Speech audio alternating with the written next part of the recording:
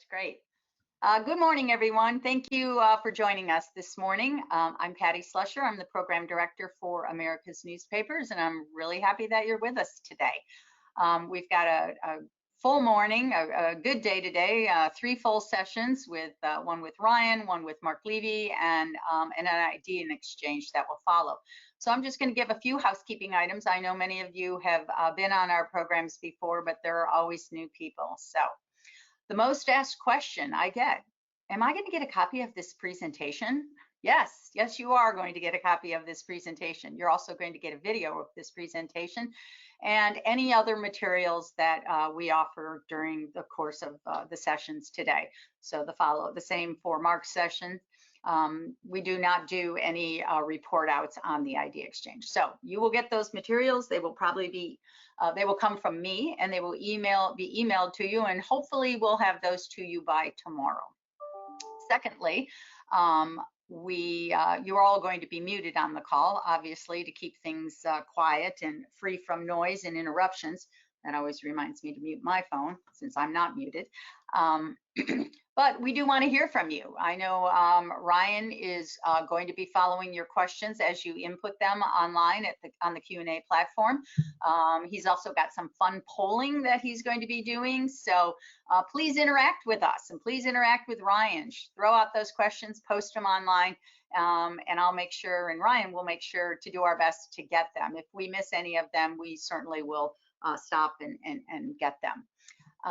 And so I think with that, let me just give one more overview of the sessions today. We're going to be with Ryan for the next 90 minutes with his presentation. He'll go till 12:30 Eastern time. We're going to take a 30-minute break. The link you are on will be live. It'll stay there. You don't have to do anything. You can, minimize it on your computer, but we're not going anywhere. The next session will then take place at 1 o'clock Eastern time with Mark Levy. Mark's session will go from 1 to 2. We'll take another break from 2 to 2:30. However, you will receive a Zoom link this morning that will be for the idea exchange. So, but stay on this link for the first 2 sessions. So that's a little overview of our day today. So I'm going to shortly turn the program over to Ryan. I'd like to give a very brief introduction. We have a nice long bio of Ryan on America's Newspapers website. But Ryan is an internationally recognized keynote speaker. He's a generations expert. He has a book out called The Millennial Manual, and he works with companies helping them merge generations between Gen X or Gen Z and millennials, and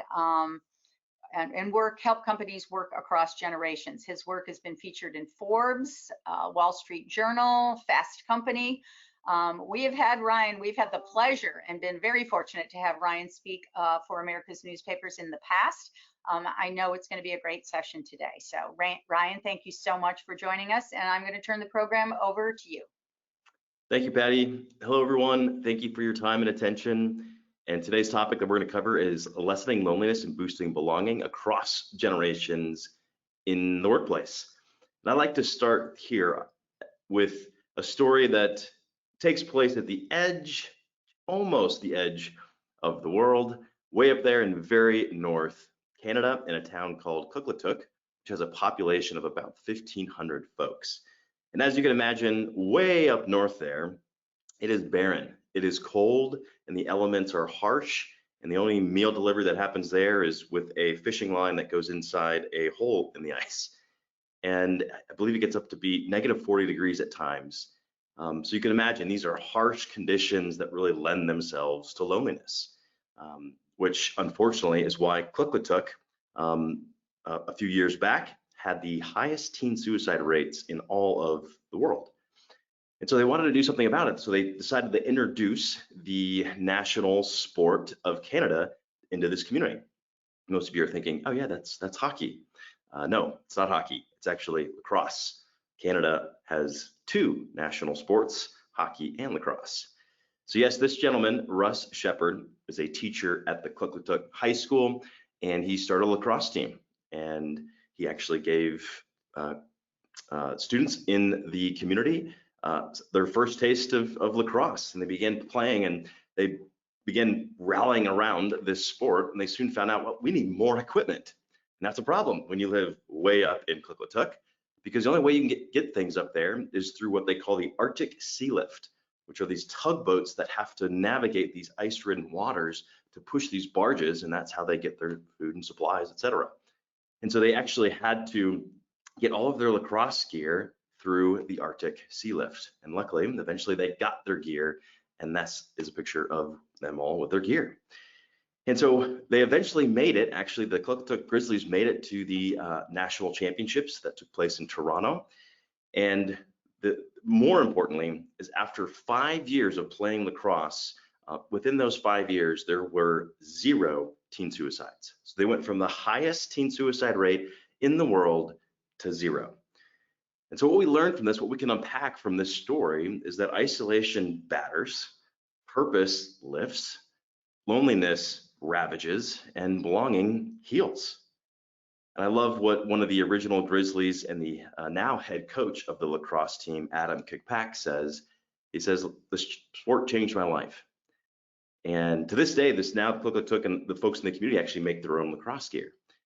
And so here's what we can learn from this story, is that belonging and purpose turned a lonely town plagued by mental illness into a unified town of hope. So our conversation today is going to center on this. And here's the specific overview and payoff of our time together today. So much like the people of Kliklituk, today's workers are lonelier than ever before for a myriad of reasons that we'll cover here shortly. And it's resulting in a disengaged, disloyal, and disenchanted workforce. So that's the overview. The payoff is that today we're going to discover how loneliness is impacting specifically work. And then I'm going to give you some simple yet very mighty solutions to lessen loneliness and increase belonging, engagement, and performance at work. So my friends, that is the overview and payoff of our time together today. And here's the map of where we're going. We're going to talk about loneliness and belonging. We're going to look at the causes, the impact, the significance of why we need to address it at work. And then again, as I mentioned, I'm going to give you some specific strategies. We'll have some time for some Q&A at the end, so be thinking about your questions, and I'll tell you how we'll take those questions towards the end. And towards the end as well, we will be doing a virtual competition. It's going to be a lot of fun. It's really easy. And the winner of that competition will receive a copy of my latest book, which is the Generation Z Guide. Spoiler alert, Generation Z is the loneliest generation. So stay tuned, listen well, and pay attention, because that competition will be coming towards the end. And lastly, there's my email. It's simply my name, Ryan, at ryan-jenkins.com. So if you want to connect, if you have questions after this presentation, or if there's anything else I can help with you on this topic, send me an email and I'm happy to help. All right, let me ask you this question. Are you ever lonely? If you are, you're not alone. In fact, take a look at these staggering statistics. Number one, 61% of American adults report they are lonely, which is a 7% increase since 2018. 50% of people in 1985 said they had a close friend at work. By 2004, less than a third said the same. And lastly, 75% of people worldwide say they feel more socially isolated since the outbreak of the pandemic. I don't think that last statistic would surprise any of us, but it's certainly one contributor to why we're feeling more lonely than ever before. All right, as I mentioned, we're going to be doing some live polling. So pull out an internet-connected device. I would recommend using your phone. So open up your favorite browser on your phone and go to this link. You can also open up a new tab on your desktop as well and visit this link. However you want to get there, just get to that link. You don't need to sign up. You don't need to enter in any information at all. Once you arrive at that link, that's all you need. And here's how it's going to work. When I prompt the polling slide, you'll see the question and the potential responses, and you simply just tap or click whatever response you believe to be correct, and we'll see your results live. It's that easy. And I should mention as well that all of your responses are 100% anonymous. So considering the topic of loneliness, please know that all of your responses are anonymous. So please feel as free and to be as honest as you can in these responses. It's going to help the collective group as we unpack this important topic. But just note, you don't have to put in any information, so all your responses are anonymous. All right, so here's our first question. It simply is, where are you today? We've got people from all over the country, obviously, joining us. So I'm always curious to see where is everyone. And I'm going to be joining in as well. So I'm going to be, this is a clickable map. I should have mentioned that. So you have to zoom in and tap wherever you are. I'm coming to you from Atlanta, Georgia. Decent drop there. And I always love to start here as well because yes, we're all disconnected and still separated from each other for the most part. And yet technology has unified us, which is a good thing. Where would we be without the technology during these challenging times? All right, well, very good. So it looks like we have just about every time zone covered. So that's fantastic. Now I want to know if you'll know the answer to this. Blank is how much loneliness can shorten a person's life, which is equivalent to blank. You shouldn't have to hit the refresh button. You should now see this poll and you simply just tap whatever response you believe to be correct. And I should mention for those that might be watching this as a pre-recorded version, you unfortunately won't be able to interact live. So don't feel the pressure or need to visit that link that you see at the top of the screen, but you'll still be able to gain insights from the data that we're going to cover, and then you'll also be interested to know the different responses that are coming in from the peers that are here live with us today. And so most of you say 4 to 6 months, with the second being 15 years. Well, actually, the correct answer here is the last one. 15 years is how much loneliness can shorten a person's life, which is equivalent to smoking 15 cigarettes a day. Pretty astounding, right? So if loneliness had a side effect label or warning label, it would look and read like this. It would state, loneliness may cause an increase in inflammation, disrupted sleep, abnormal immune response, depression, anxiety, higher stress levels, early cognitive decline, alcoholism, cardiovascular disease, stroke, Alzheimer's, diabetes, suicide, and even early death. That, my friends, is how detrimental loneliness is. And we don't know a lot about loneliness as far as how it affects the human body. There's just been some really recent breakthroughs. And so this is why this, for some of you, this might be very shocking. So yes, loneliness is that detrimental to our health. And if it's that detrimental to our health, just imagine how detrimental it is inside of the workplace, which we'll cover here in just a minute. So let's take a couple steps back and let's define loneliness. So loneliness is the absence of connection. Someone who's surrounded by people may still feel lonely. So loneliness is not the absence of people or purpose, it's the absence of connection. We've all probably experienced this. You could be in a crowded stadium or in a crowded room and still feel disconnected, still feel lonely, and that's because you're not connected with the people around you. So a connected world that leaves so many feeling disconnected is counterintuitive and troublesome, yet it's you and I's new reality. And too often what's happening here is we're trading connection for convenience. We're trading connection for convenience. We're going to unpack this further right now. So I'd like you to think to yourself, I want you to guess this invention. Just think to yourself what this is. I'm going to give you a couple hints, and I want you to guess in your mind what invention this is. It was invented in 1968 in New York. It automated a human job. It sparked a revolution of convenience. Today, there are 3 million of these worldwide. Rain temporarily impaired the first model. That's a good hint. And lastly, Gen Z, the youngest generation, has likely never used this machine. What invention comes to mind? Some of you might be thinking fax machine or a pay phone.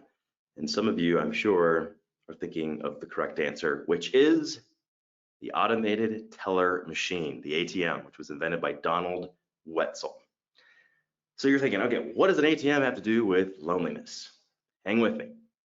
So the convenience revolution was born when the ATM hit the market. So in 1967, Don had the idea for the ATM while standing in line at the bank for 18 to 20 minutes. Can you imagine? That's like a full episode of The Office right there as you're standing in line at the bank. So that's where he had the idea. And today it's estimated that the ATM has saved people billions of hours. That's a great thing, right? That's part of the reason why it was met with such acceptance, is because it saved us time. However, there's opportunity cost when we're avoiding lines, and the cost is social. So people gain time but a chance to connect without, I'm sorry, people gain time but lose a chance to connect with other people. So when you choose to use the ATM versus going inside the bank, you miss out on the opportunity of potentially talking to other bank customers, talking to bank employees, interacting with the teller. So again, the cost is social when we're choosing convenience. And this is Eleanor, this is Don's wife, and she took a very, very shocking stance on ATMs. It was very shocking, and it's a fantastic story. I'm going to put a pin in that, and I'm going to reveal to you the shocking stance that Eleanor took at the end of our time together. So stay tuned.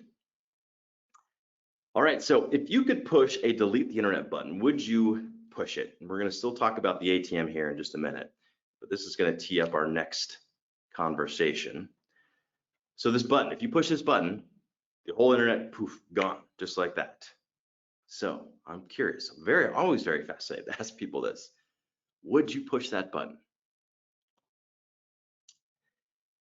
And over 80% of you are saying, no, I would not push the button. Even as much headaches as the internet can bring, most of us are in alignment here that the benefits outweigh the risks. All right. So the convenience revolution still thrives today. So I'm not suggesting we go back to pre-internet or simpler times, right? That's why I wanted to ask that question. And we seem to be on the same page that most of us don't want to go back to pre-internet. I don't want to go back there, mostly for the reason of I wouldn't want to have to refold a map in my car. Did we ever refold those things correctly back after we unfolded them? I don't think we did. So thank goodness we now have GPS due to the internet. We no longer need those maps. That's a good thing. I'll take that. Internet wins. Let's keep the internet. But we need to be more vigilant about fighting for loneliness and more belonging. So I'm not saying get rid of the internet, not saying trying to go back to simpler times. I'm saying we have to sit in the day and age that we are today and observe the things going around us and put a little bit more emphasis to be more vigilant about fighting for less loneliness. Because today's ATMs, they come in many forms, don't they? And they're leading to loneliness. So whether it's email or our devices or podcasts or social media or e-commerce or texting or media, whatever it might be, there's so much clamoring for our time and attention. The world is so noisy now, and a lot of this is contributing to loneliness. So what we need to do, or what's really happening here, is we're trading connection for convenience, aren't we? That's what happened with the ATM. We were trading the connection that we might encounter in the bank for the convenience of interacting with the machine. We're doing that same trading even today, right? I'm likely going to choose my phone over saying hello to that person across the room, whatever it might be. So we'll talk a little bit more about some of the loneliness causes in just a minute. But this also emphasizes why we must address loneliness now. And here's a couple data points to get us there. So 73% of Gen Z in this study were 18 to 22. They reported sometimes or always feeling alone, which is a 4% increase since 2019. And this is the most of any generation. Additionally, 75% of Gen Z and half of millennials have left a job because of mental health reasons, compared with just 34% of other generations. So the emerging generations are lonelier than any other generation, and they have more and more challenges with mental health, or they're just much more focused and dialed in on trying to solve these mental health challenges that they're encountering. So why does that matter to you? Well, in 2030, it's anticipated that 3 out of 4 workers around the world will be of the emerging generations. So if you're not having the conversation around loneliness, if you don't experience or see loneliness at work, it's coming. It's coming. So that's why it's such an important conversation to have now, so we can get our hands around it. So when this emerging generation comes in the workforce that's needing help with their mental health, we'll be equipped to help them. So loneliness, whether you know it or not, is a looming employee engagement and retention issue, especially among the emerging generations. So if nothing else, if we can address loneliness, we'll be able to attract this next generation and keep them inside of our organizations, if we can help them address these very top of mind challenges for them. Here's a social experiment that I think you'll find interesting by Darley and Batson. So here's the experiment. They took a group of students and they tasked all of these students with the same task of delivering a speech across across the way. It was across the campus, actually. So that was the task. And they then segmented this group of students into 3 groups. So the first group, they told them, hey, you've got plenty of time, so practice the speech, and then you could head across campus and deliver the speech. And I should mention too, by the way, the topic of the speech was something that this whole group was very familiar with. So there wasn't a whole lot of anxiety around delivering the speech. The anxiety, as we're going to soon see here, was around the timing. So one group had plenty of time. The second group, they were on time. They were said, hey, you got to leave now. You'll be on time for that speech, but you got to leave now. So that was the second group. And the third group, they were late. So they told them, hey, your speech started 10 minutes ago. You got to hurry across campus to deliver that speech. So those were the 3 groups. And along the way, for each of these groups, on their way to deliver that speech, they set up an environment that was obviously planned. It was fake, where an individual needed some help. So there was a hurt person lying on the ground, and they strategically put this person where everyone from each of those groups would have to interact, or at least would see that hurt person. So here's what they were testing. Would people stop to help this injured person? So here's how the data shook out. Who stopped to help the stranger? 63% of the people that had plenty of time actually stopped to help the individual that was hurt. 45% of the people that were on time to their speech helped the hurt person. You ready for this one? Here comes the kicker. Of the people that were late to their speech, only 10% of people helped the injured person. Ouch, right? That means 90% of people actually stepped over that hurt person because they funneled them into this long alleyway. So they could not have not seen the injured person. So 90% of the people that were late stepped over the injured person.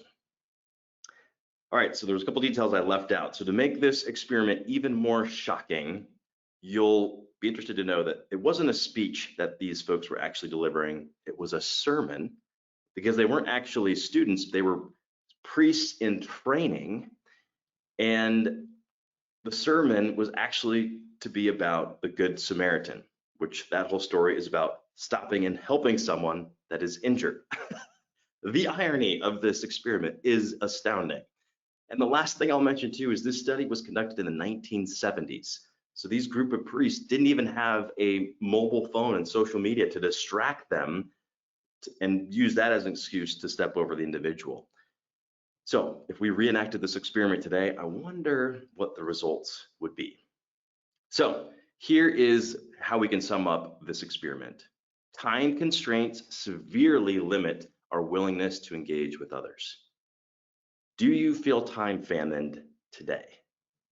I bet a far majority of you would say yes, because we're busier than ever, we're constantly hurrying, we've got more on our plates, and we've got to tune into this because this is one of the modern causes of loneliness, is busyness. We're tending to deprioritize relationships, and instead we focus on getting it all done or appearing to have it all together. I'm going to highlight a few other modern causes that are causing you and I and the people on our teams to become more lonely. Technology and social media is a big one. It reduces quality interaction through distractions or by lower quality online connections. There's a dependency shift that's occurred. Info is now decentralized, right? So it's allowing humanity to individually seek knowledge and help. If something broke in your house 2 decades ago, you'd probably walk across the street and ask a neighbor if they had a certain tool to fix it, or you may call up a parent or a sibling to figure out how to fix that thing that was wrong in your house. Now what do we do? If there's something wrong in your house, most of us are going straight to YouTube to try to figure out, how do I fix it? And so it's convenient, right? So we're choosing that convenience, but because the world's information is being decentralized, it's no longer centralized in a person or an institution or a book. So now we have access to go get this information, and it's no longer centralized in people. And so that's causing us to separate and not to choose people, because it can be messy and it can be complicated and they might not have the information, but it's now in the palm of my hand. So that's dependency shift. Immediacy, opting for swift transactional digital relationships over long-term relationships. Remote work is factoring in. More mobility has caused people to invest less in relationships. And the research shows that remote workers are more lonely than non-remote workers. Always on work, today's always on work culture leaves little time to pursue and nurture connections, right? Because if we're always available, then that means we're not available to the people around us, right? We're not fully available to the people around us. And overly professionally masked or work safe versions of people discourages genuine relationships. And lastly, lack of purpose, a lack of understanding of how a person's work impacts the greater community. So these are all big reasons why you and I are experiencing more loneliness than ever before. Now I want to turn the tables and I want to ask you, what do you believe contributes most to your and or others' loneliness? So these are all of the things we just discussed. I'm curious, what do you think contributes most? And if you're just now joining us, you can visit the link at the top of the slide that you see there, and that's all you need. And then you can chime in live with everyone as well. And most of you are saying busyness. Yeah, I hope that social experiment slide didn't persuade you too much. So most of you are saying busyness, followed by tech and social media, and the next one, oh, there's a tie. Again, no right or wrong answer here. These are just your personal preference, and I just always think it's interesting to think and to hear from groups as far as what do you think is really impacting loneliness here. All right, very good. Let's switch gears slightly now and look at the business impacts of loneliness. So lonely workers, are twice more likely to miss a day due to illness. They're 5 times more likely to miss work due to stress. They're twice as often to think about quitting their job and more inclined to believe their work is lower quality. And as I mentioned, lonely workers are also more likely to be remote workers. So we got to keep that in mind. So if all this is true, then non-lonely workers, well, they're more dependable, they're productive, they're loyal, they're focused, they're confident.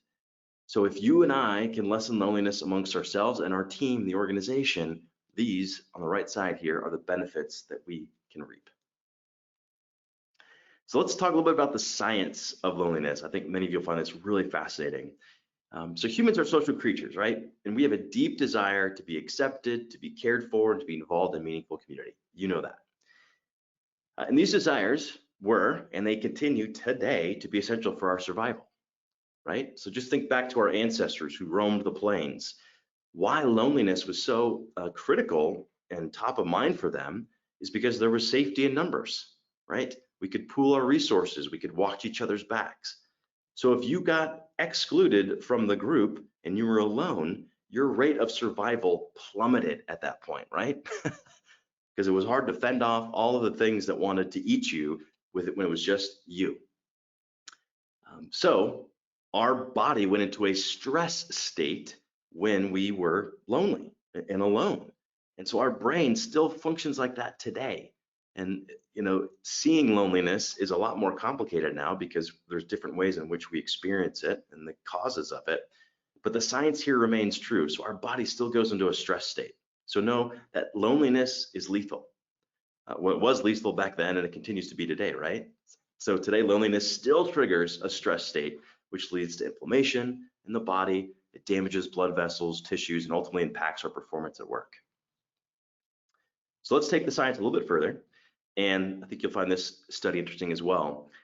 Recently, they put people through an experience of exclusion and they monitored their brain. So they put them through this experience of exclusion, and they monitored their brain, and their brain lit up. Not entirely surprising, but where it lit up is what's extremely fascinating. So it actually lit up right around here, is when they experienced exclusion, the brain lit up right there. And it was the same part of the brain that registers physical pain. So the same part of the brain that lit up for exclusion also lit up for physical pain. So being excluded is felt the same as being physically hit. And even being excluded from a group that you don't respect is still harmful and painful. So if there are individuals in your organization on your team that are experiencing loneliness, it's as if they're getting physically punched in the gut consistently. That's how they're experiencing loneliness. So do you think they're going to be able to show up fully at work to give the best ideas and extend the best work and serve customers and clients to the best of their ability? No.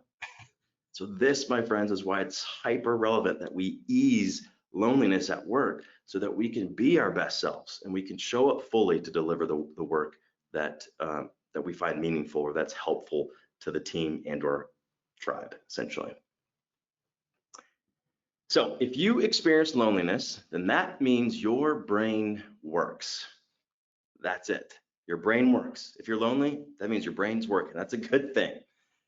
So loneliness, my friends, isn't shameful. It's a signal. Just like hunger is a signal that you should find nourishment, loneliness is a signal that we belong together and we should find that community and be more proactive because of it. But it's not shameful. I mean, there's a lot of stigma, there's a lot of taboo around loneliness.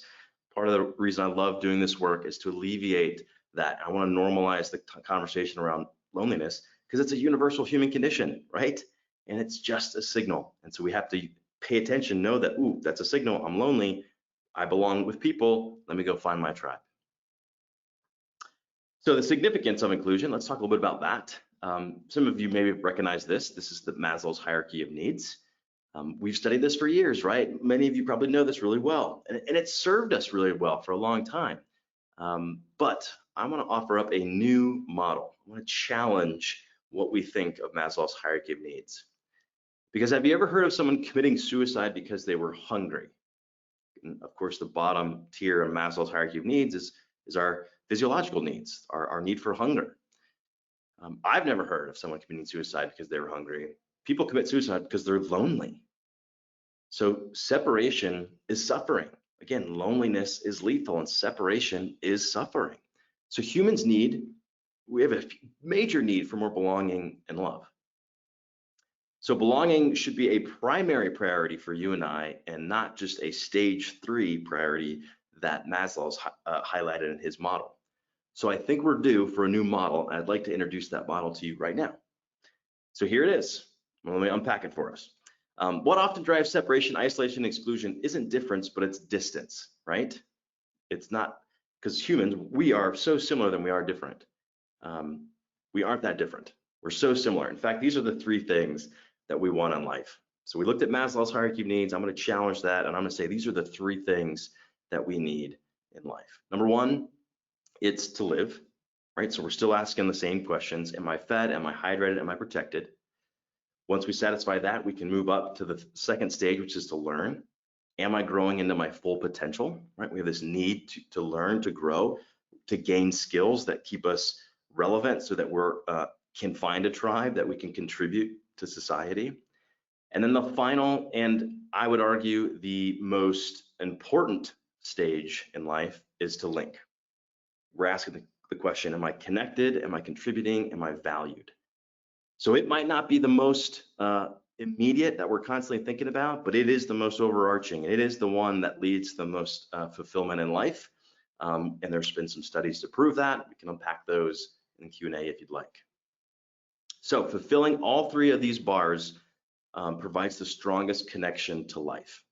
And no, it's not a coincidence that this model looks like a Wi-Fi icon, because the next time you connect your devices to Wi-Fi, I want you to think about this model. And I want you to think, yes, it's important, this technology is useful, and it's important that I'm connected there, but how do I start thinking more about my human connection as well? How do I start showing up for people? How do I start linking to my fellow human, not just with devices, but showing up in person? So these 3 items are the hidden operating system running all of our work and personal lives. These are the 3 things that are driving it. So let's take this one step further, and we're talking about link here, this sense of belonging and connecting, linking to other people. A powerful sense of belonging stems from the human desire to utilize one's strengths, gifts, or talents to make a contribution that is valued by the team. And being needed reduces the risk of social abandonment, ultimately freeing people to do higher level work. Whether you know it or not, your brain is constantly surveying the people around you, and you're constantly assessing your own contributions Why? Because if your contributions aren't valued by the tribe, you are susceptible to getting excluded, at which point your survival rate decreases, stress state goes up in the body, not good. So whether you know it or not, your brain's constantly assessing, am I fitting in? Is this the group that I'm belonging to? Is the work that I'm contributing valued? Because whether you know it or not, you need that sense of belonging. It's still in our DNA to be able to search for that belonging. So I hope unpacking some of this science is helping us understand a little bit more about why this is so important.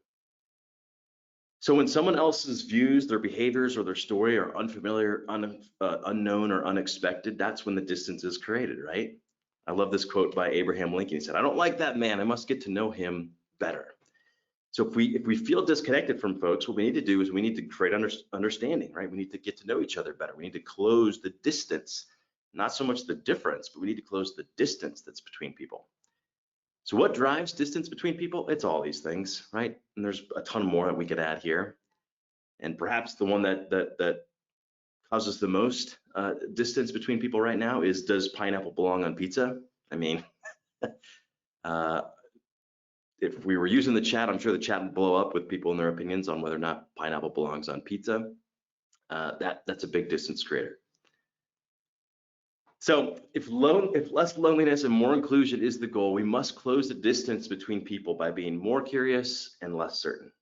More curious and less certain. We need to lean in a little bit more, hold our opinions back a little bit more, and ask questions, be curious about other people, and that's going to help us all take a one step closer to each other. All right. I want to know about this one. Employees that have colleagues they like blank with are less lonely. What do you think the correct answer is here?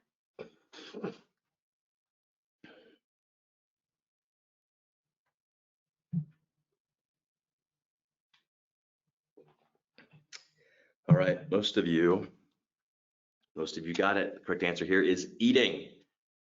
When we share meals with people, we calm down. Inside our body, our biology calms down because we wouldn't share a meal with someone that's threatening to us, right? Way back when, right? We wouldn't share a meal with an opposing tribe. So when we break bread with people, it brings down the barriers and we're able to establish a deeper connection. Very powerful. All right, let's talk about loneliness at work. So whether you're working remotely, working from home, or you're on a break and you're checking social media, or you're eating lunch while checking emails, or you're transitioning to a new team or a new organization, or you have an off day with no one to call, that's loneliness, right? That's how loneliness shows up at work. And so work is a major source of loneliness, and lonely workers are less committed and they're less approachable, making it less likely that others will reach out to help. So it's this vicious cycle. So leaders and coworkers play a critical role in lessening loneliness. And what's really interesting, if someone's experiencing loneliness, their knee-jerk reaction isn't to go out and find other people. Actually, they tend to retreat even further if they're feeling lonely. So that's why it's important for all of us to keep our antennas up, to spot some potential loneliness and to lean into it. So there's a big opportunity here as it relates to loneliness at work. So here are the two things that people want most in life, right? They want meaningful relationships and meaningful work. I think if we boil it all down, these are the two things people want in life. And what's great and interesting and hopefully compelling is organizations and leaders play a very unique role in that they can deliver both of these, right? Our family, they give us meaningful relationships, and work, if we're just focused on the work and not the people at work, we can deliver meaningful work. But it's work has the opportunity, we have the window to actually serve both of these deep human needs at work. All right, people are less lonely when they have blank at work. What do you think the correct answer is here?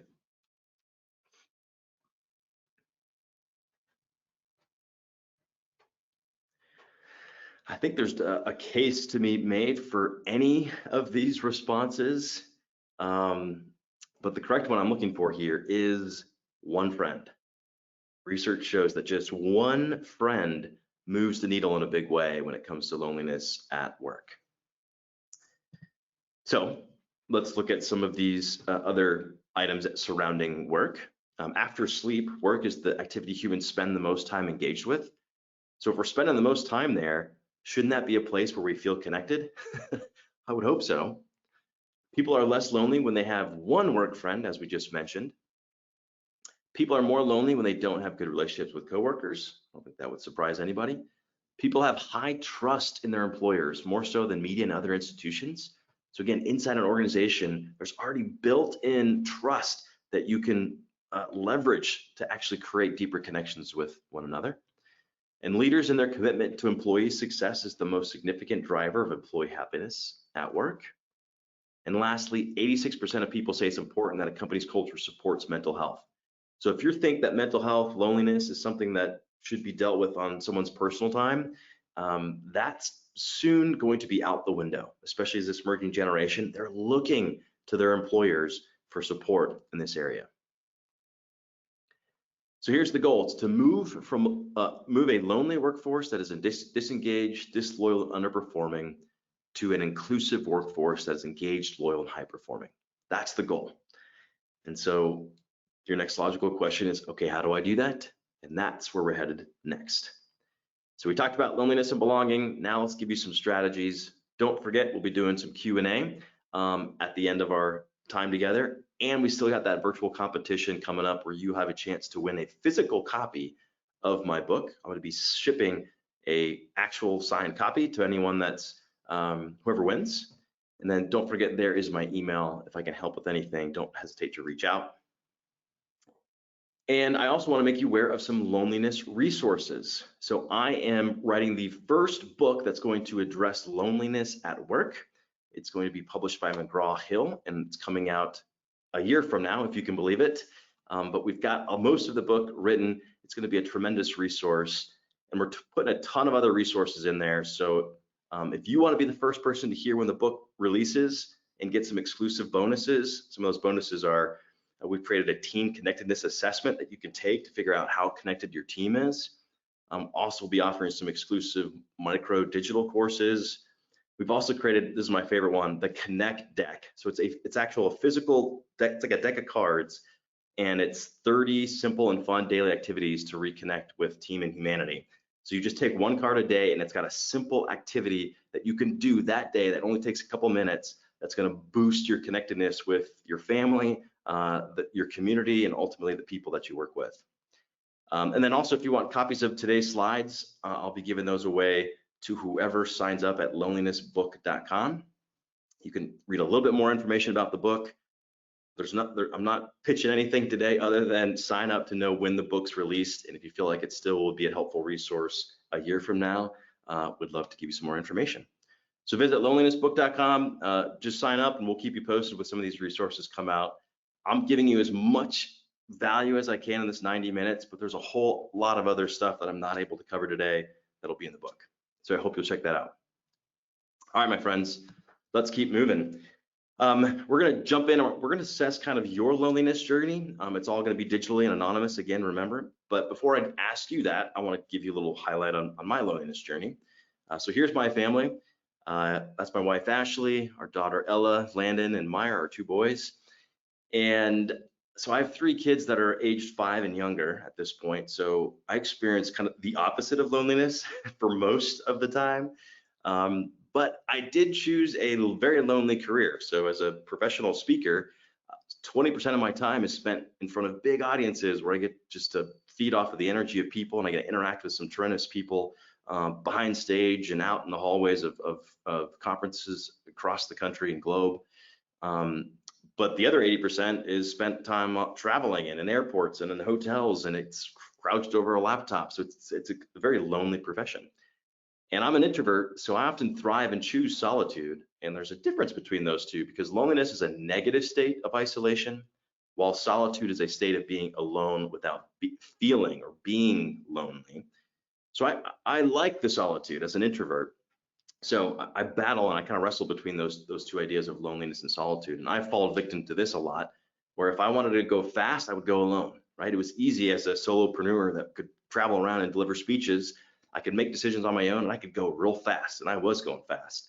But I soon realized that if I wanted to go far, I had to go together. I had to build a team that could fill in the gaps and cover where I was inadequate, etc. I'm sure many of you can relate to that as well. So if we want to go far in life, we got to have a team. We got to have a sense of belonging and be surrounded by people. So to sum this up, I appreciate the clarity, the creativity, and the emotional balance that solitude brings, but I equally appreciate the health concerns, meaninglessness, and limitation that loneliness brings. That's a tricky balance. So yes, I get lonely when I'm traveling and away from family, but I also know that, hey, that's time for solitude as well, where I can dive into some deep work as well. So I'm curious, how often do you feel a sense of loneliness? And quick reminder, loneliness is the absence of connection. And hopefully now I've given you a little bit more context around what is loneliness. So hopefully you have a little bit better or clearer lens to look at your own loneliness. And I've asked this question over 1,000 times to groups ranging from every industry you can think of all around the globe. And it's always so fascinating how different it is.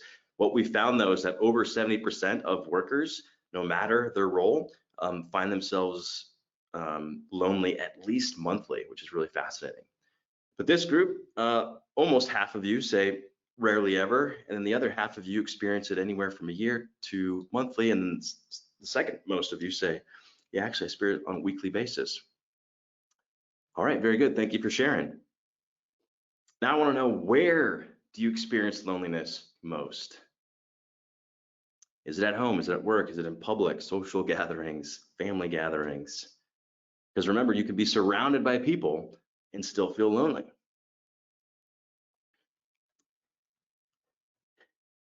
And this is a tough question because right now, so many of us, home is where we work.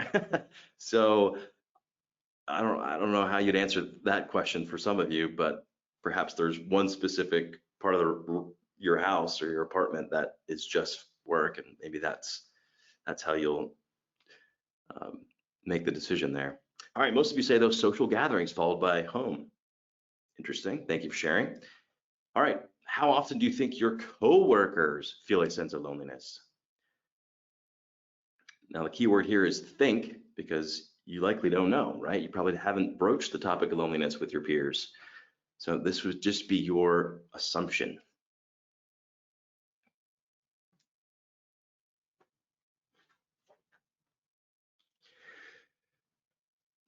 So that's interesting. So most of this group, about half of you said you're rarely ever lonely, but now you're saying that your coworkers experience it at least weekly. Interesting. All right, this is an open-ended question. What are indicators that someone is experiencing loneliness at work?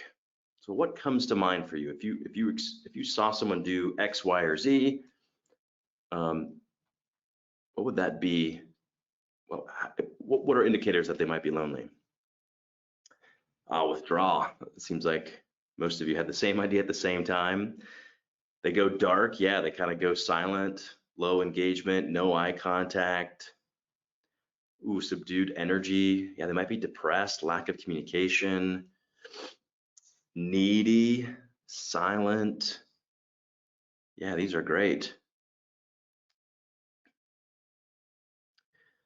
Low energy, quiet, act out for attention, low performance. Yep, these are all tired. Yep, these are great. Agitated with others. That's a good one. Very good. Yeah, I think all those have an element of truth to them. Let me give you some of the most common ways. But before I do that, well, actually, no, I'm going to start there. Sloppy work is one. So late projects, incomplete work is a sign of a potential loneliness. Lack of learning and development, curiosity and growth minded is a good indicator of employee engagement. So if someone is not showing those signs, they might be lonely. Break in routine, engaged employees are reliable with recognizable routines. Stops offering input, so not offering suggestions, participating in goal setting.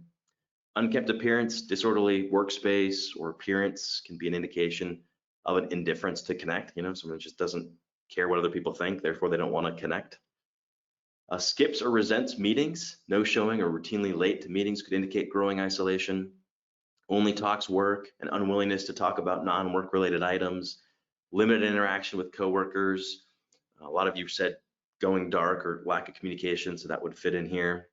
An apathetic attitude, so unwilling to present or defend their ideas, fulfill commitments, or be accountable. And then lastly, excessive working. Some of you kind of alluded to that. Spending too much time working to avoid personal and professional social interactions, right? They're just taking on more work so that they can use that as an excuse not to go to a meeting or interact with somebody, or just as a way to fill their plate with things that they can execute on without interacting with others. So workers that are most at risk to loneliness, and this is based off of research through BetterHelp, which is a mental health leadership development platform many of you I'm sure are familiar with. They surveyed over 4,000 people, and here's what they found. Loneliest workers, they're single, they're childless, they're well-educated, non-religious, non-heterosexual, and they're remote workers. The loneliest professions are legal practice, engineering, and science, and jobs traditionally with high rates of social interaction such as work, social work, marketing, and sales are the least lonely. So any other profession where there's a low rates of social interaction could be, highly susceptible to loneliness. Not surprising, right? And what had no impact on loneliness, I think some of you are gonna find this interesting. Geography, location, job, tenure, gender, race, ethnicity, even salary didn't have any impact on whether or not people were more or less susceptible to loneliness. Salary, just a little bit though. Workers making $80,000 a year only showed about a 10% improvement in loneliness over their counterparts that made half that much. So salary made a little bit of a difference, but not enough to really warrant a lot of your attention. So keep in mind though, all right, these are all people are experience loneliness and are susceptible to being lonely, but the above are just the most susceptible. So if you could check the boxes on any of these for yourself or your team, just might want to spend a little bit more time and attention in their direction. All right, I want to hear from you now. What are some healthy ways to lessen loneliness? And this is open-ended, so whatever, feel free to chime in with whatever you feel is appropriate for you. And I should mention too that you can vote up or down ones that you find that are interesting or that you find that are helpful as well. So eating lunch together, volunteering, laughing, team building, authentic interaction, volunteering, coffee breaks, Zoom meetings, video chat, authentic interaction, online gaming. Yeah, sure. Team building exercises, reaching out to people.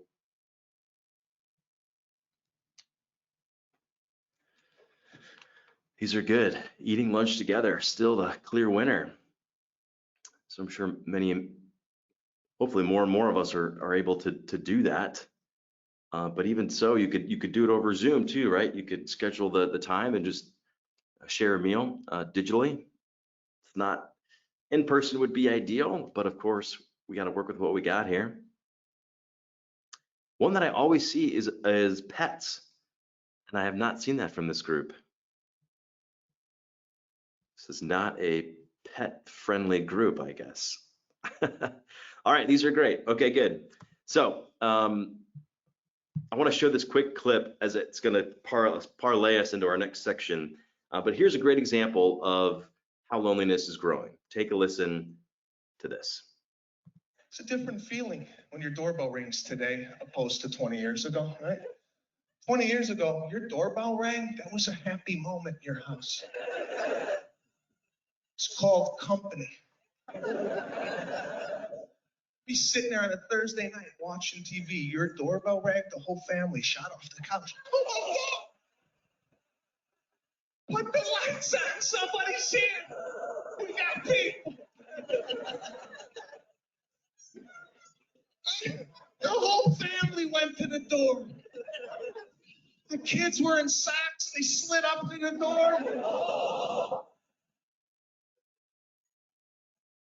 Now your doorbell rings?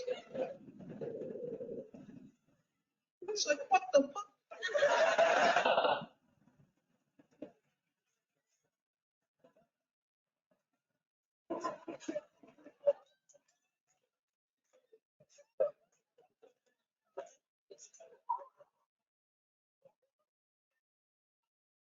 Your old mother's crawling across the kitchen floor. Army crawl. Army crawl, get the closet. Go get the sword in the living room. Somebody get the sword underneath the couch in the living room. There's a sword. Oh, a lot of truth there, right? Another poll for us to answer here, but yeah, I know I can relate to that clip. I was when I was growing up, I would be the one in the socks sliding up to the door, but now it's like, oh, so someone answered the door, someone rang the doorbell, goodness. But we're going to talk a little bit about why that change happened in this next section. That's going to give us a little bit more insight. We're going to jump into some strategies. All right, so most of you said 40 seconds is all it takes to lessen loneliness, and you, my friends, are correct. You got it right. It's just 40 seconds. That's all it takes, literally 40 seconds. So to tee up our first strategy, let's look at this research by Nick Epley. He studied three train cars. He was interested in why people weren't connecting and communicating and interacting with each other on the trains on his commute into Chicago. So he decided to conduct an experiment. And so in the first train, it was the solitude condition where everyone was asked to keep to themselves. The second one was the control condition where people were asked to do what they normally did, which was, guess what? Kept to themselves. And number three, the connection car. It was where people were asked to connect with someone. And people reported the most positive experience in the connection condition. And even the people who were spoken to reported being happier. So connecting with others, even strangers, makes us feel good, whether we're the initiator or the receiver. And so Nick took this study. He did the same study with city buses, cabs. He did it at airports. He did it in doctor waiting rooms. And at every time he had the same result, where people that connected with each other reported higher levels of happiness.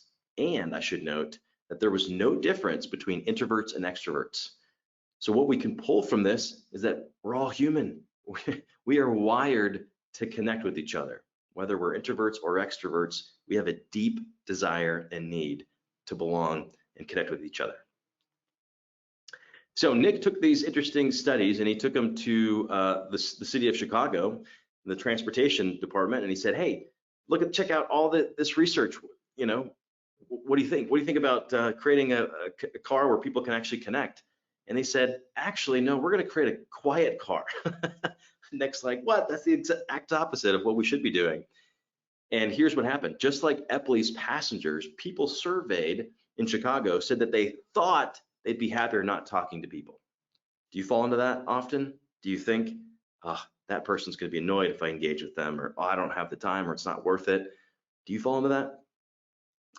So Nick asked them, he said, well, have you considered ever creating a chatty car? Like, that's what people experience the most happiness when they're interacting with others. They said no. However, in the past, they had bar cars, but they got rid of them because they were too busy. You can't make this stuff up. So literally, people loved them so much, and there was so much happiness going on in these cars, they got rid of them. And so for decades, just look at this picture. For decades, people have been choosing not to connect with others, right? I don't know, it's just our brain is misleading us, right? That's what we can pull from this. Most people wrongly predict that engaging with others won't be pleasant. So our brain misleads us, but I hope that this science and this research will change that. I hope that we will start deciding to connect more often with other people. So here's the first strategy I want to share with you. Don't underestimate the brief random connections. No matter your personality type, the people increase their happiness levels when they interact with people they randomly meet. And as we saw, a brief 40-second positive interaction can alleviate loneliness as long as the moment leaves an individual feeling seen. And connecting with strangers matters to our well-being more than we think. So healthy people, at the end of the day, they take time for social connection. So we've got to start prioritizing it. And we can do it subtly, right? Because all it takes is 40 seconds. You got 40 seconds. I've got 40 seconds. So let's take that time for some of that social interaction. So here's a good metaphor to think about loneliness. Think about it's the power source of well-being. So well-being is like the depleting battery of your phone, right? It's always depleting. You don't connect with someone once and then you're charged forever. Our well-being batteries are always depleting, and it takes seeking and establishing meaningful connections to replenish the battery. And so much like connecting your phone to a power source to increase the battery life, you and I must connect with others to increase our well-being and protect against an empty battery that is loneliness. So it's always, we can't solve loneliness. We're not going to solve it, but it's a tension to manage. And there's subtle things that you and I can do on a daily basis that can make sure our battery is full as it relates to our well-being. All right, let's head towards our second strategy. And I'm curious to hear your thoughts here. Since 1985, the number of close relationships Americans maintain has decreased by blank. What do you think?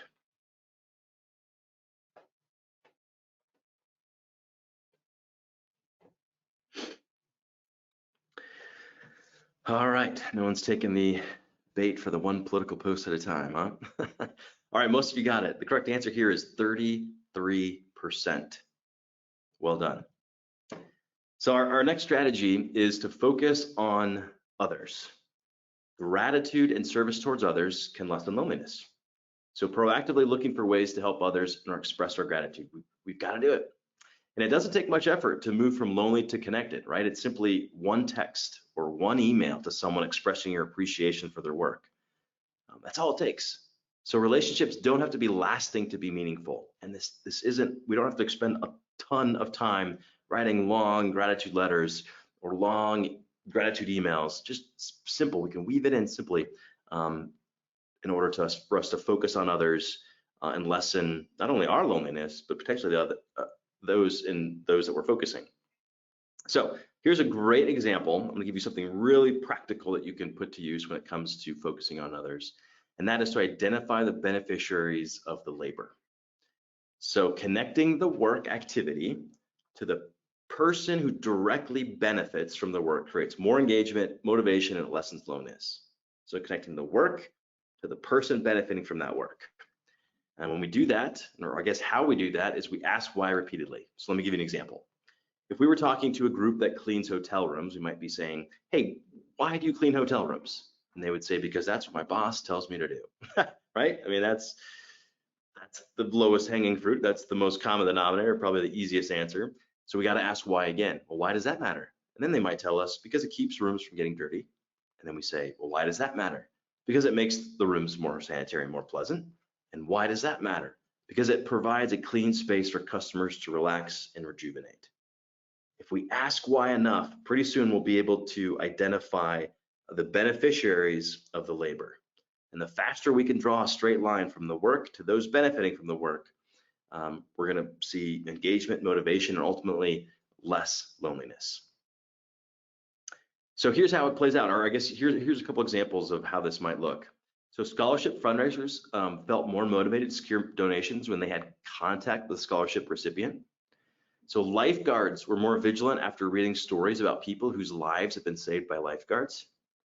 Cooks were more motivated and worked harder when they saw those who would be eating their food. And radiologists were more accurate reading x-rays when showing a picture of the patient. This is why connection is so important. Not only does it lessen loneliness, but that connection gives us more purpose.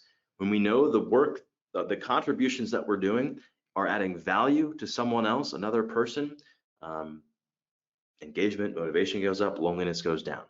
So workers connected to the people benefiting from their labor, they perform better and they lessen loneliness. So focus on others, and a great way to do that is to identify the beneficiaries of the labor.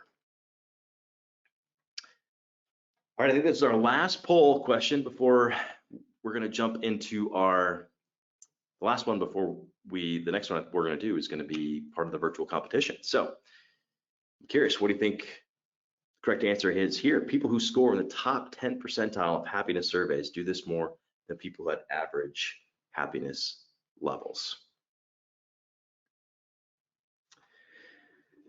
All these things are helpful for stress management, but wasn't trying to throw a wrench here. Most of you got it, spending time with others. So the happiest of all people, what they do more than others is spend time with others. So our final strategy that I want to share with you today is to prompt personal sharing. Create opportunities for individuals to share aspects of their personal lives with the goal of seeing the human behind the job. So that might look like for you take virtual tours of home offices, showing the team what the home office looks like, bringing your kids or parents to work day, or maybe even your pets. But this group, I don't know if you own any pets. I didn't see those in any of the results. Or carve out 5 minutes before each meeting to have someone share a personal anecdote. So let me give you a specific example of an organization that did just that. So this is Vivek Murthy. He's the 19th US Surgeon General, and he created the Inside Scoop exercise where his team devoted just 5 minutes once a week during their all hands meeting where one person would share pictures of anything they wanted as long as it was not related to their current job. So they had to share non-work related stuff. So a colleague who was viewed as detail oriented, and according to this example, the team, they thought she was nerdy. It changed that when she shared pictures of her marathon training. So she saw herself as an athlete, not just a researcher, and now all of her colleagues saw that too. So when people feel seen at work, they loneliness is lessened. And so often we've got to work harder than ever, especially as we're behind all these devices. We've got to work harder to bring the human to the front of the job so we can see the humans that are on our team that are behind all of the jobs and the tasks and the responsibilities, etc. So we got to work hard at it. But if we do just a simple exercise like this, it's going to create some more engagement, lessen loneliness. So on this idea of sharing, I want to share this story that I think you'll find interesting. Many of you probably recognize this picture. You might even know who that individual is. This is Chris McCandless, and he's an American hiker and subject of the book Into the Wild. And he sought an increasingly nomadic and isolated lifestyle. In fact, he traveled across North America and eventually hitchhiked to Alaska in 1992. And he entered the Alaskan bush with minimal supplies to live simply off the land. And he wrote this one time. He said, "Society, you're a crazy breed. Hope you're not lonely without me." So here he was going into the wild to be alone, to self-isolate, and he was worried that we were going to be lonely without him. And he lived alone in that bus for 6 months until he eventually passed away. And if any of you read the book, or it eventually was turned into a movie as well, there's a really powerful scene, and Chris has a really powerful story. And if any of you have been to Alaska, I've been fortunate enough to be to all 50 US states. Hands down, in my opinion, Alaska is the most gorgeous.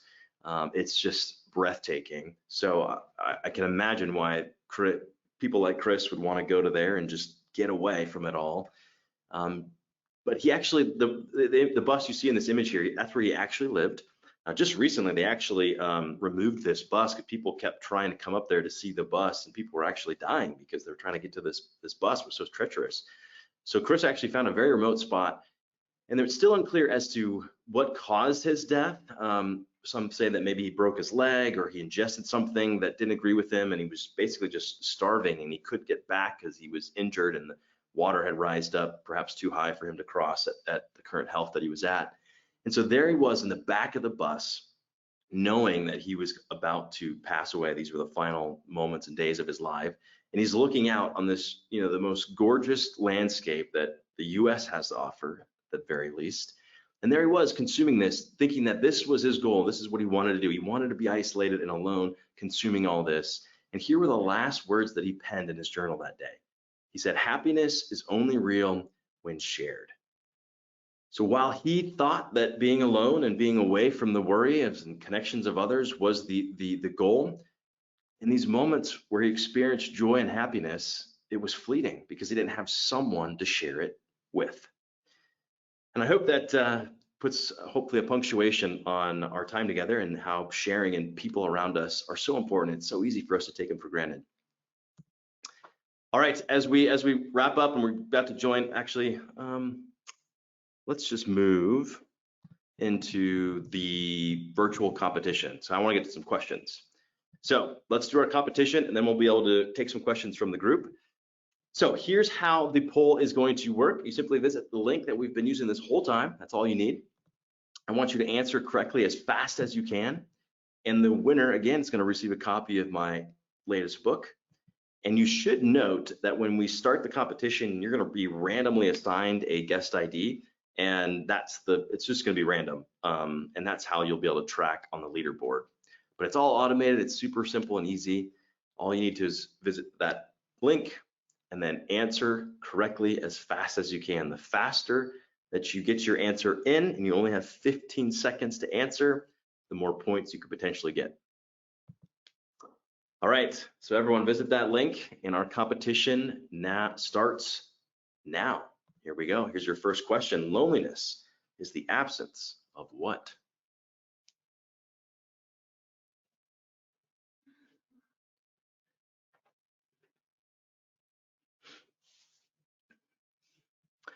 All right, very good. Correct answer here is connection. Over 80% of you got it. Well done. Here is our leaderboard. Don't worry. Everyone starts out, there's always a big lead and a big tie for first. This is going to narrow quickly, so stay vigilant. Here we go. Here's your next question. The 3 L's of life are what?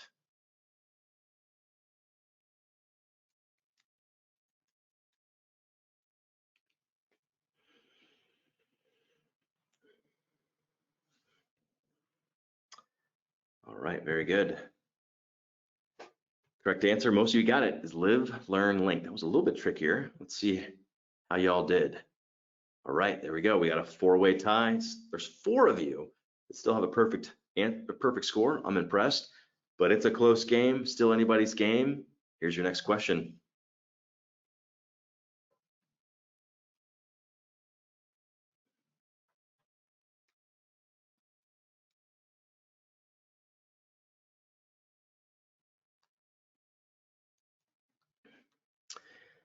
Very good. Correct answer was 61%. This was a tricky one. Goal was to hopefully narrow the lead here. And there we go. So one of you still has a perfect score. I'm impressed. But again, still could be anybody's game. We still have a few questions, so hang in there. Here's your next question.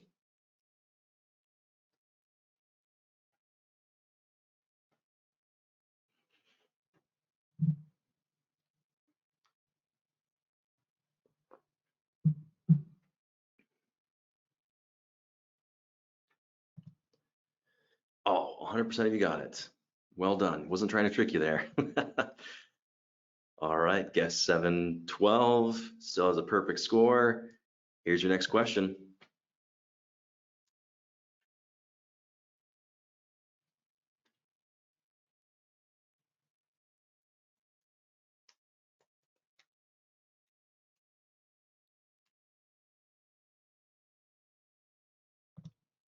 Correct answer was 40 seconds. That's all it takes is 40 seconds. Most of you got it. Yes, 712 still at the top. I think we got a few more questions. So again, still anybody's game. And here is your next question. Oh, it's a bonus one. What's the best pizza topping? Let's end the debate right here. Okay, so the trolls on the internet can get back to work and focus on more important things. What is the most or the best pizza topping? All right, of course, there was no right or wrong answer here. It didn't matter what you selected, but most of you said pepperoni. Pineapple, pretty strong though amongst this group. Interesting. All right, back to business. Here's the leaderboard. And here is your next question.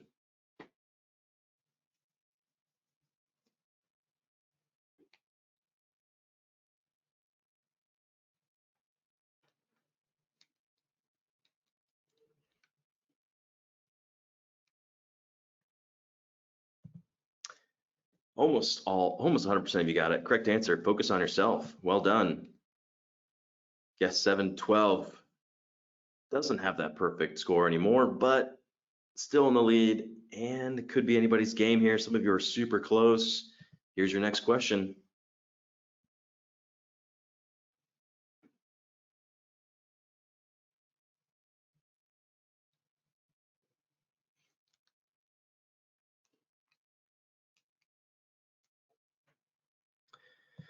Correct answer here is offers extra input, because the actual sign is they offer little input. So that's why that one's the correct one. Yes, 712, hanging in there strong. Here's your next question. This is the last one. Good luck.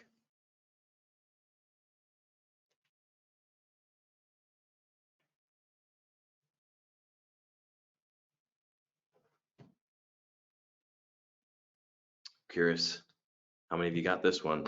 Oh, most of you got it. Great. Yeah, I did have a slide about this. Yeah, normally I just mention it, but I did have a slide. So great, but most of you are paying close attention.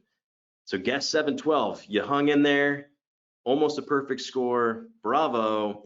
So if that is you, I need you to take a screenshot of the leaderboard. So either, click both sides, take a screenshot if you're using your phone, or take a picture of your desktop or screenshot your desktop and email me that screenshot and your physical address, because I need to be able to ship you that book. So email me that to me, and then I will send you a copy of that book. So I hope that was a fun way to recap everything we talked about today, as well as to get your competitive juices flowing, and congratulations to the winner. All right, let's move into the questions. So here's how we're gonna do the questions. Simply visit the link that you see there. It's the same link we've been using this whole time. And you can actually submit your questions, and then we can all vote. So even if you don't submit a question, you can still vote up or down the question that you'd like me to answer. So this allows me to answer the most popular questions. And so if you have a question, enter that in now. And as you're entering those in, here's a recap. So here's a couple of reminders of what we covered today. We talked about loneliness is the absence of connection, that it's not shameful, it's a signal. And we've got to be more curious and less certain if we're going to close the distance between people and ultimately create more belonging. And then the strategies that we talked about today was don't underestimate brief random connections, right? Those brief random connections are the power source to our well-being. And so our well-being batteries are constantly depleting. So connecting with other people is how we recharge our well-being. Focus on others. A great way to do that is to identify the beneficiaries of the labor. And then finally, to prompt personal sharing. I shared that story of Vivek Murthy, who had the inside scoop exercise where people shared something personal at the top of the meeting, just as a way to start bringing the human in front of the job. All right, let's see what questions are coming in. We've got a couple here, and I'd love to reinforce that if you want to stay connected and hear when the book gets released, visit lonelinessbook.com and just sign up. And then that way, once the book is out or the other resources come available, we'll send you an email and let you know. And then if you have any other questions that we don't get time to cover today, or you think of in a couple of weeks, send me an email. I'm hyper responsive on email, and there's my email at the bottom. And then of course, I'm pretty easy to find on social. So reach out. I'm probably most active on LinkedIn, so don't hesitate to connect on LinkedIn. All right, here we go. What other kinds of team building do you recommend with our current environment? Yeah, so good question. There's a lot of different things that to consider. We were recently talking to a VP at Church's Chicken. For those that don't know, Church's Chicken has a lot of different, it's basically like equivalent to a Popeyes or Chick-fil-A. And what they did during this time was that they did lots of things, like they had virtual charades events, they did virtual karaoke, they did a family night where people were introducing their pets and spouses and partners and kids. So they've gotten really creative about creating very unique events in the virtual space. So that's something to consider, kind of more fun virtual. Another thing to consider is we've talked to a lot of organizations that have created basically opportunities to just hang out. So one organization created what they called a Zoom break room, where it functioned just like a physical break room, to where if you were needing a break from work, you could simply just pop into that room and actually converse with anybody that was there. And they try to keep all the talk non-work related as a way to just kind of blow off steam and connect with other people. So that's a good way too, to just kind of create this informal space for people to just connect. And then the other one, and I mentioned it too, is actually sharing a meal virtually, right? Scheduling, getting on someone's calendar that, hey, let's have a lunch and let's eat, even though it's virtual, and just share the meal together essentially and converse, just like we would if we were together, outside on a patio somewhere eating lunch. So we have to start to duplicate these small moments of rapport that we once built with each other that happened a few minutes before a meeting started or on the way to go to lunch with the team. There were those moments where we could connect. So we got to be a little bit more intentional about creating those opportunities, because we've lost those in this remote setting. So those are all things that I would be thinking about. Good question. All right, next question. Can you share a couple of quick daily tasks we can do to increase our connection with others? How you mentioned on the cards. Yeah, so lots of different things that you can be thinking about. I'm trying to think what's the one here on the Connect deck. Yeah, on the Connect deck here, you can see a little bit of a preview on the screen there. That's schedule a meal with somebody, right? So again, it's scheduling something where you can go and meet with somebody. Another one is, simply, smile at a stranger, right? I mean, these are simple things, but it's so easy to lose track of these unless it's right in front of us, unless we have something to do. So simply, smiling at a stranger. Another one could be sending a gratitude text to a friend, right? So pulling up, or a coworker, right? And just saying, hey, really grateful for the work you did on X, or really grateful for your friendship because of Y. That could be another just simple thing to do. And then another one is to, practice active listening. So often what happens when we listen is we listen to win, right? We're listening to win an argument or to prove our point. Another way that we listen is to fix. So we're looking to see, how can I fix their problem? But the third way to really listen, probably the most effective way for listening, is listening to what we call unlock. You're trying to unlock a new perspective. You're trying to unlock some new understanding of the individual or the situation that they're talking about. So listening more intently to unlock, that's a simple thing to do. So if you picked up that card and it said listen to unlock, and we gave you a small description, it's easy to be thinking about that day and to try that at least once throughout the day. And when we listen to someone else, when we show that we're fully present, that lessens loneliness for them, and it generates more belonging in us too, right? Because we're establishing this connection. So those would be some small examples to do on a daily basis to lessen loneliness. And I will say the final thing around the listening, a helpful thing to do in your personal relationships as well as at work. I know this is really helpful for leaders. We encourage a lot of our leaders to do this, is when you're listening, actually ask the person before they start, talking about their situation or their challenge. Say, hey, do you want me to share my opinion, which means like you're basically listening to win, right? Do you want me to fix this? So now you're listening to try to solve the problem, or do you want me to understand? And that's when you're just listening, and you're not offering up an opinion or to try to fix it. So sometimes prefacing the conversation like that can go a long ways. I do that with my wife all the time. Before she starts sharing something, I say, hey, do you want me to fix this or feel it? And she tells me, I just want you to feel it. I'm like, okay. And then now I'm out of fix mode and I'm just trying to understand and unlock. Anyway, a little bit of a tangent. Hopefully that's helpful. All right, we know which generations are most lonely. How do we encourage older generations to help as they feel? How do we encourage older generations to help as they feel? Yeah, I think I understand the gist of that question. Yeah, so there is a dynamic, right? The emerging generations, on paper, the emerging generations are more lonely. I'm not convinced that they're that much more lonely than every generation, but certainly the emerging generations, because of their tech dependence, that's put a huge wedge in between people.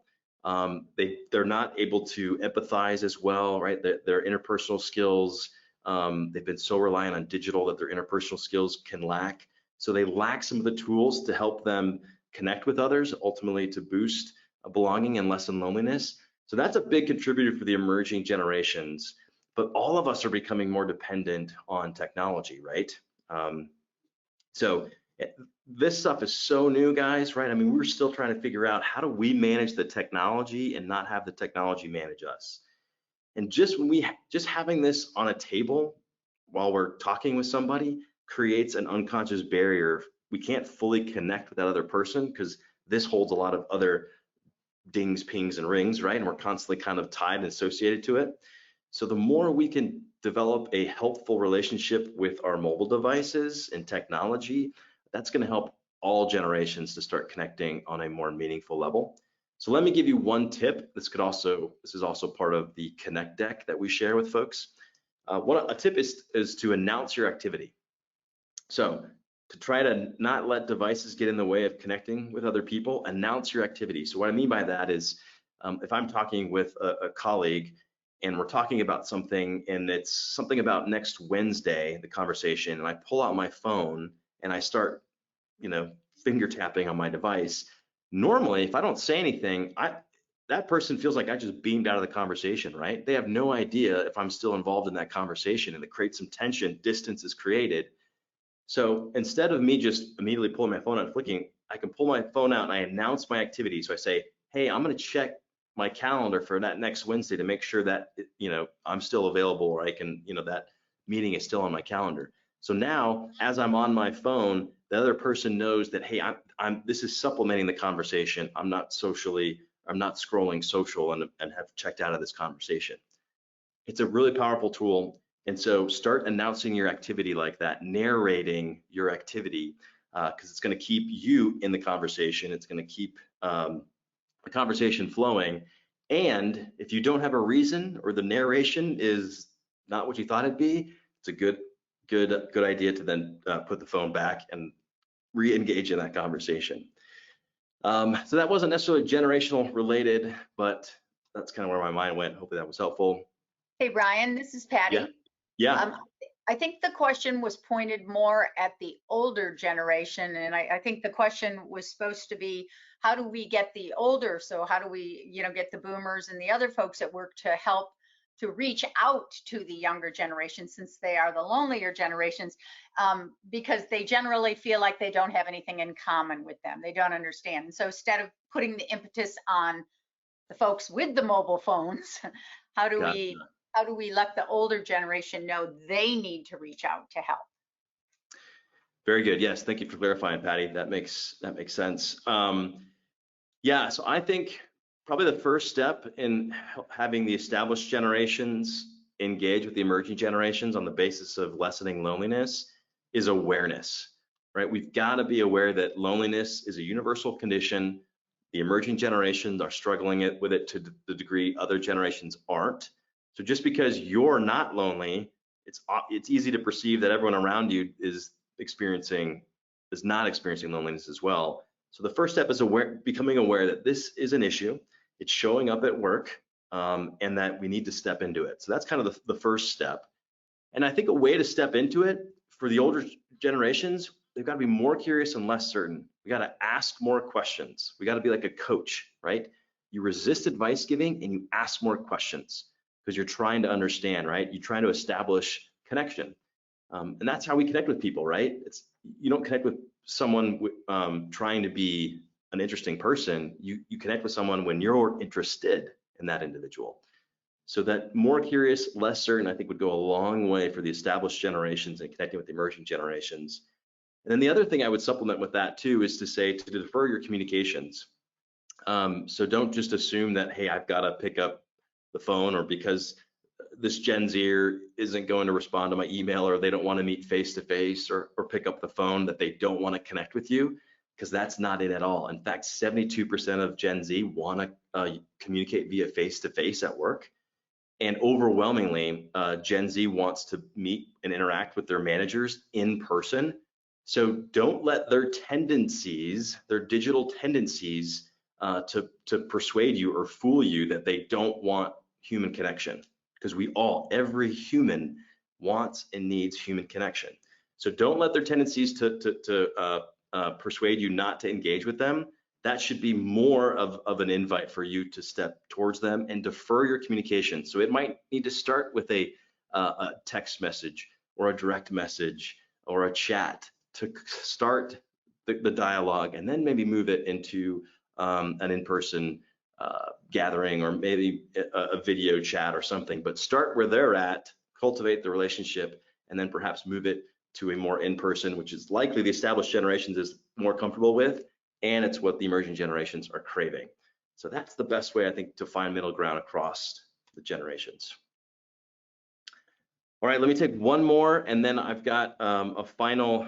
Remember, I got to tell you about Eleanor and her shocking stance with the ATMs, remember? So I have that. I haven't forgot about that. I'm going to share that with you. Real quickly, can you get a copy of the slide deck? Yeah, if you go to lonelinessbook.com, give me your email, and I'll send you today's slides. You can have all that. How many people feel lonely during social settings? How would you recommend changing in-person employee events, happy hours, picnics, etc., to help with this? Yeah, so something that we challenge a lot of organizations and audiences like this is to rethink happy hours, because time and time again, what happens when we do happy hours, whether they're in person or whether they're social, is oftentimes it's called the common information effect. When we get together with a group of people, what happens is we gravitate to the common denominator, the most common information. What's the most common information amongst our teams? Work. So oftentimes when we do social events like happy hours, we tend to gravitate towards the conversation around work. And oftentimes it leads to complaint and gossip driven, and there's not a lot of true connections and relationship building that occurs. So we always encourage to think beyond a happy hour and get a little bit more intentional about creating these events where people can actually connect and learn more about individuals. We recently recently heard of a company called Southern Company Gas, where they did a speed dating, where they put groups into two. I guess it was more speed combos because they weren't actually dating each other. And they had a big circle, and then they had a small inner circle, and they all had prepared questions. It was kind of like an icebreaker to their social event. And they all went around, so they spent just a few minutes. You're in front of one person, you ask them these questions, they're kind of personal questions, and then they responded. And then after a few minutes, the inner circle rotated, so you went to someone completely different, asking the same questions, got different responses because it was a different person. It was a great way to break the ice, broach topics that don't normally get broached during happy hours, and then as you can imagine, that greased the wheels for that social event. There was tons of different topics and commonalities and similarities people could interact with versus just work-related things to start bolstering more of those connections. So again, it's not easy. It takes more effort, but hopefully this whole presentation has made it abundantly clear that we've got to make that extra effort to create these connections, because it's important. And it's important for our health, it's important for our organizations, it's important for our communities. All right, my friends, in conclusion, I want to ask you this question. Who would be the first person you'd share your world-shaping invention with? If you went away for 6 months and created the most amazing invention the world will soon ever see, who would be the first person you'd want to interact with and share this invention with? Probably a sibling, a spouse, a parent, right? Someone that's very close to you. Well, of course, that's what our friend Don Wetzel did when he invented the ATM. He wanted to share with his wife, Eleanor. So there he was. He spent months and months and months creating the ATM. It was finally ready, and he came out and he said, "The ATM, it's complete. Eleanor, sweetie, try it. I can't wait for you to try this thing. I spent so much time doing this and working on this thing. It's going to change the world." And guess what Eleanor said? She said, "I'll pass." Can you imagine? I mean, you spend all this time working on it, and then the person you're excited the most to interact with it says, "No, I'll pass." And he was like, of course. He's like, what? Why won't you interact with the ATM that I created? And here's what she said. It's a masterclass in connection. She said, "It will never smile back at you." So yes, Eleanor and Don are still married, and they live in Dallas, Texas, even after that friction point. And here's what we learned. Here's what Eleanor taught us. And to this day, she has never used the ATM. Eleanor found one way, just one simple way, to trade convenience for connection. And you should too. Thank you for your time. Stay in touch. Have a great day, everyone. Patty, back to you. Thank you, Ryan. That was awesome. I made lots of notes, but I'll have to tell you, I wrote 4 words down that I thought summed up your presentation today that I'm going to focus on, and that's show up for people. Show up. Show up Beautiful. for people. You said that at one point, and I thought, well, that's really the essence of it, isn't it? Yes, you summed it up well. We could have ended this thing in just a couple of minutes with that statement. Yeah. No, it needed all the explanation. That was just, it was fabulous. And I really appreciated your time, Ryan. Folks, just to remind you a few things here. First off, we're going to take a break until 1 o'clock. I also want to let you know about, excuse me here, sorry. Some of our sponsors that have helped us with this program today. There's 5 sponsors. As all of you know who participated, this program was at no charge for our members, which we love to do, but we can't do it without the help of our sponsors. Lineup Systems, Pug Pig, Town News. I'm sure these are all supporting sponsors and solution partners within the industry that you work with. Additionally, Mather Economics and Modulus. So these 5 people have made it possible for us to bring this presentation to you today, and just want to let all of you know that. Secondly, you will get a recording of the presentation. I mentioned earlier that would be sent out likely tomorrow. So again, Ryan, I thank you so much for your time, your expertise. Well done, well done. I learned a ton listening to you, so I appreciate it. And folks, I hope you had a good time as well. We'll be back in about 22 minutes with Mark Levy and our next session. So just leave your link up. You don't have to log off. You don't have to do anything. Just minimize your screen, go about, take a break, grab something to eat, whatever. But let's make sure we meet back here at 11 a.m. or at noon Central Time. I'm sorry, noon Central Time. Ryan, thanks again. Thank you. Bye, everyone. Take care. Bye-bye.